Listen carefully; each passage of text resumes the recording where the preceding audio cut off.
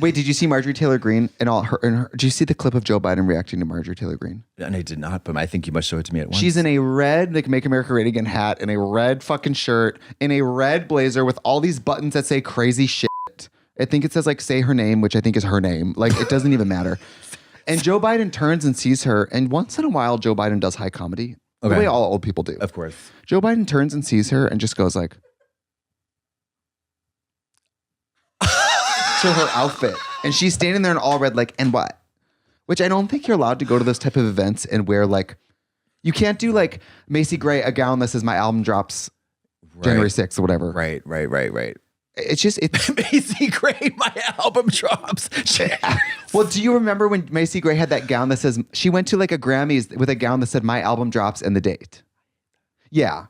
I don't like, also, I really don't like, you know what? I don't like fashion statements. At the end of Love is Blind, this girl had writing embroidered into her veil. Could you see it though? Yeah. Was and it I thought of you first. Okay. You hate writing on clothes. I hate like, it's like,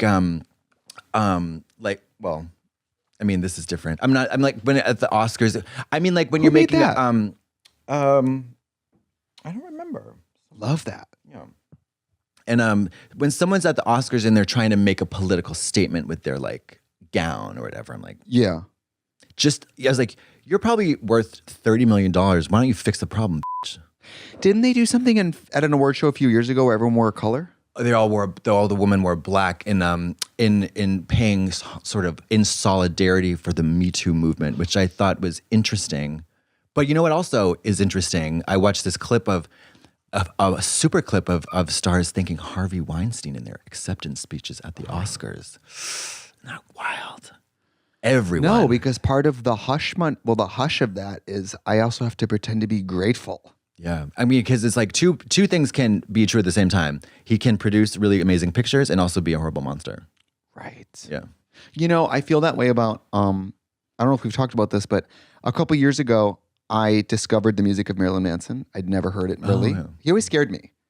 And in 2018 or something, 2020. That late? Yeah. Whoa. I listened to some of his records for the first time and I was like, this music is great.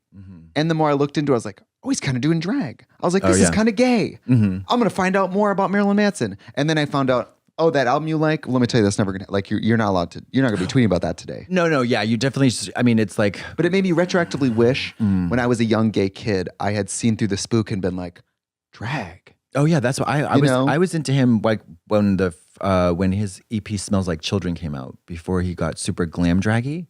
And it's funny obviously, you know, the cycle of music is so interesting that like drag is always factored in. Yeah.